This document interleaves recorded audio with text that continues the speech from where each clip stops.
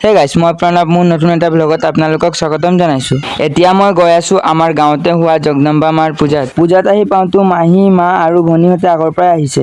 এই পূজাটো বছৰেকত এবাৰ ডাঙৰকৈ পতা হয়। ময়ো ভিতৰত গৈ দৰ্শন কৰি আহোঁ, তেতিয়াই বাহঁতে প্ৰসাদ দি আছে। ময়ো প্ৰসাদ লৈ লওঁ। আৰু ইয়াত আহি চাওক, আমাৰ পুষ্পৰাজকো পাই যাওঁ। ভণ্টিক চাওকচোন, ইয়াত প্ৰসাদ খোৱা সময়তো তাইক মোবাইল চাব লাগে। প্ৰসাদ খোৱাৰ পিছত ভোগত খিচিৰি দিছে, তাকে খাবলৈ বহিলোঁ। পূজাৰ পৰা আহি মই মাহীহঁতৰ লগত তেজপুৰ যাবলৈ ওলালোঁ।